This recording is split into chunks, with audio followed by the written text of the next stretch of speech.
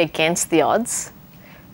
Well, it's certainly, it's harder when you essentially are still growing into your skin. At 20 you're young, you're trying to get some life experience, whereas when you get to 30 you kind of more know about your preferences, your likes, your dislikes, and you will have gone out with a few people by that stage, Yumi, so you will, you kind of know what you don't want anymore and what you're going to look out for moving forward. So, the ability to then cope with how you're going to run a relationship is much stronger. Yeah, it's more evolved. Great advice. Please thank the lovely John Aiken. Thanks, guys. Such good advice. Really good advice. You can apply that today. And don't forget that keeping a marriage going is actually easy if one of you travels a lot. You're welcome to laugh anytime you want. Here's Pat.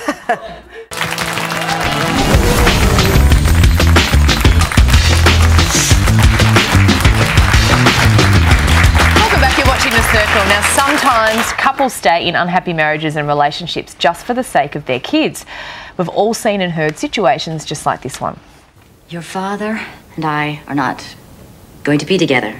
And what you mean by that is that Dad wanted to come back and you wouldn't let him. He will always be your father, but I will not be his wife. Okay. I know that he's not perfect, okay? Maybe he's not perfect, but you say that we don't have to be perfect. Amanda, please. Why can't you just forgive him? I forgive your father. It's not about the past. Of course it is. Of course it is. Amanda, please. God, I hate you. Stop it. I really do hate this. Stop it, please. Amanda. It's a tough one, but is staying together for your children ever the right answer? Relationship psychologist John Aiken says, unfortunately, the answer isn't black and white. To give us his advice, please welcome John back to the couch. Wow, John. Really interested to get your take on this. Yeah. Well, I mean, you can see from that clip that it is an extremely hot and emotive topic, and a lot of people have different opinions on it. So what's yours? Do you think that a couple should give it the absolute best go they can if they've got kids before they call it quits? Well, I think they do need to. Yeah, they've got a responsibility there. But I think what the research says is that conflict is a terrible thing for kids. They don't do well around it. And so, when a marriage goes sour, that conflict can really interfere with how they hold up. How they relate to their peers, their levels of aggression and psychological problems. So conflict is a big key here. It's also too about, John, that as parents you are role models for your kids. And let's take a scenario, say, in terms of the mother, and let's just say the father's had an affair, it's been a lot of disrespect, it's not getting better.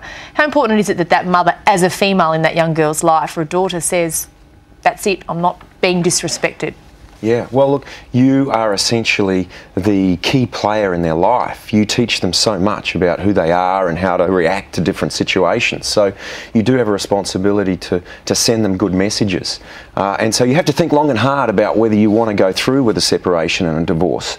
But keep in mind that, the evidence is there that kids don't do well if you've got them in a really conflict-ridden and aggressive type of environment. You've got a list of do's before you actually break up. Yeah, well, it's interesting, before you do think about divorcing, I would consider going to a psychologist, give it 8 weeks, and over that period of time, do some things together that at least will give you a chance to see if there's any way you can reform it. Spend time together, communicate and stop criticising each other, have family activities together, and make sure that you don't bring up any big ticket items unless there's a counsellor around.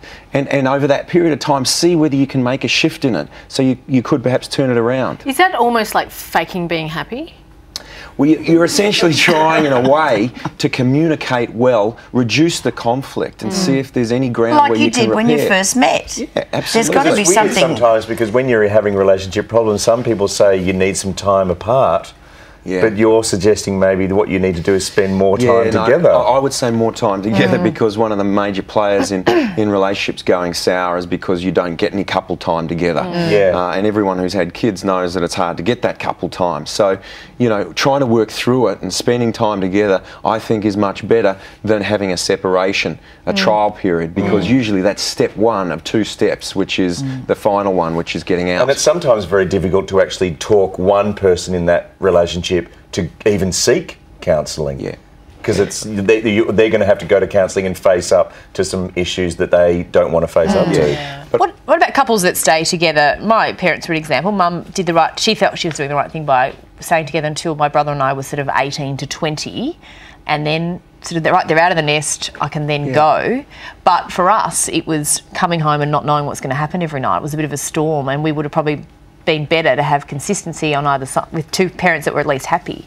Yeah, that's right. So if you do separate, having consistency with the parents and constant contact and, a reasonably harmonious way in which you get on with them is really important.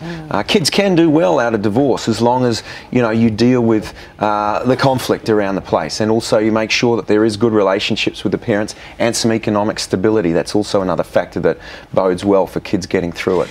It's a big factor in a breakup as well. A lot of people hesitate because that breakup will usually both people are worse off afterwards. Yeah, that's right, absolutely, and the guilt as well that everybody talks about. I don't want to hurt my kids. I don't want to disrupt their lives forever and a day, and so there's a